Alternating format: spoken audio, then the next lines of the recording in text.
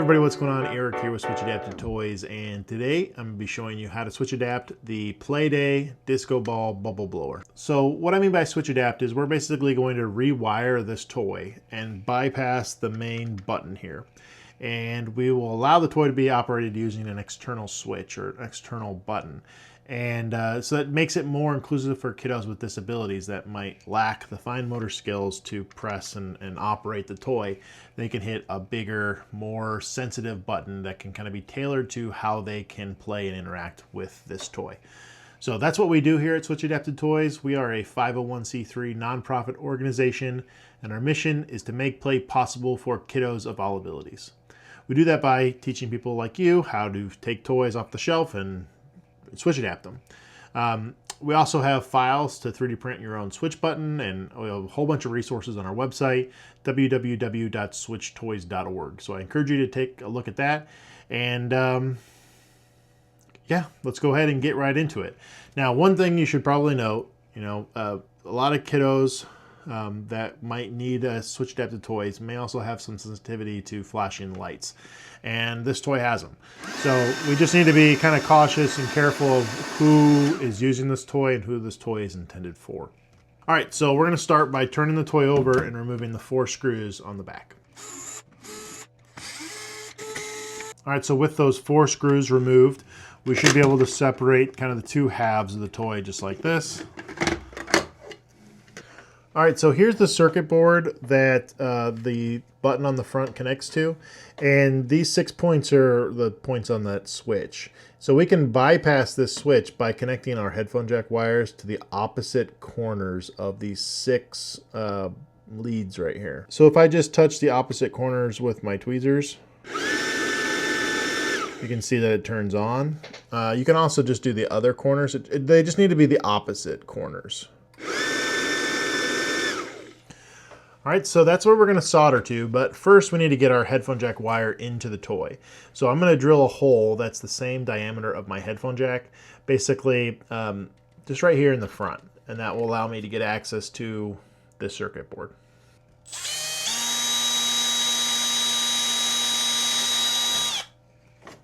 All right, so I want to take a second and talk about headphone jacks. We use mono headphone jacks. They are a little bit harder to find, but they are so much easier to use to adapt toys. Technically, you can use a stereo headphone jack, but you have to wire it a certain way for it to work with all switches. So it's best just to stick with mono. We do sell them on our website. If you want to pick them up there, again, it's www.switchtoys.org. All the proceeds from our shop help support what we're doing here. You don't have to buy them from us, but I definitely recommend you finding mono because, again, it just makes things so much easier. So the first thing that we're going to do is we're going to fish our headphone jack wire through the hole that we drilled in the front of the toy. And then what I like to do is I like to get a little bit of solder on the tips of my wires, kind of like a ball. That way when I go to solder to the circuit board, I just need to kind of heat up the solder that I already have on the wires, and it just makes things a lot easier because I don't have to worry about getting the wires there and the soldering iron there and the solder there.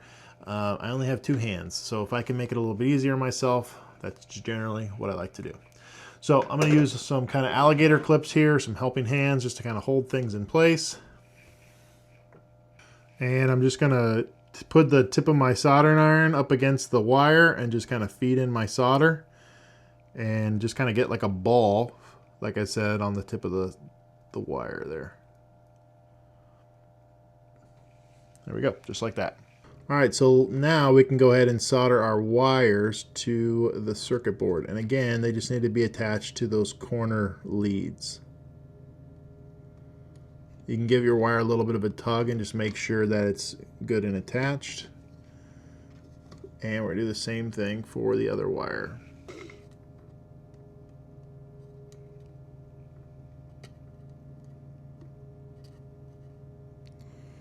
All right, so it doesn't need to look pretty. Mine certainly doesn't. You don't need to be an expert at soldering. Really, don't let this part intimidate you. It's really not that hard. So now we've got it soldered. What we need to do is prevent a child from just being able to pull on this cord and just disconnecting everything.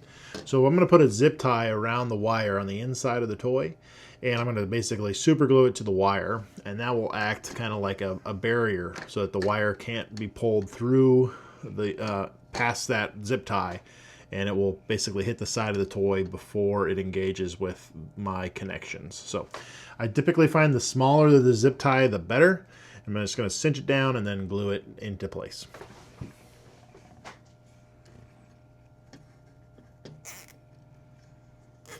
And you can go ahead and snip off the extra zip tie.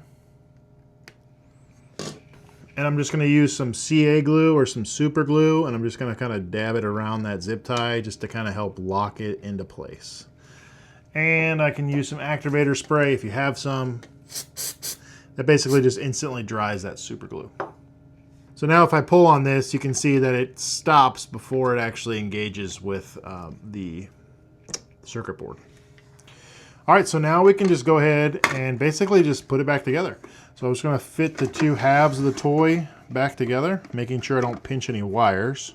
And then I can just screw in those 4 screws. All right, so that's basically it. Let's plug in one of our 3D printed switches. Again, you can find the files on our website for free if you want to make and 3D print your own. And let's just make sure that it still works. There we go. So if you like this video, or if you found it helpful, make sure you hit the like button and hit subscribe. That way you stay up to date on all our latest videos, and it really does help us out in a huge way. So thank you in advance for doing that. If you want to find out more about Switch Adapted Toys, you could do so on our website, www.switchtoys.org. And I want to take a second and say thank you to all of our supporters and all of our donors out there who have supported Switch Adapted Toys. We really can't do this without you, so from the bottom of our heart, thank you. Lastly, if you're interested in a Switch Adapted toy, but doing it yourself isn't your thing, we do have an online shop on our website where we sell pre-adapted toys like this one that are ready to play with straight out of the box. So we always want to encourage people to do it themselves because that's our whole mission. And in fact, all of the toys that we sell on our website has resources for you to do it yourself. But we realize that might not be everybody's cup of tea. So we wanted to make these toys accessible to everybody. That's why we started selling them. And all the proceeds help support our organization and our nonprofit and go back into making these videos and making these resources free to everybody. So it's all at www.switchtoys.org. Well, I guess that's it. I'm Eric with Switch Adapted Toys, and we'll see you next time. Switch Adapted Toys, making play possible.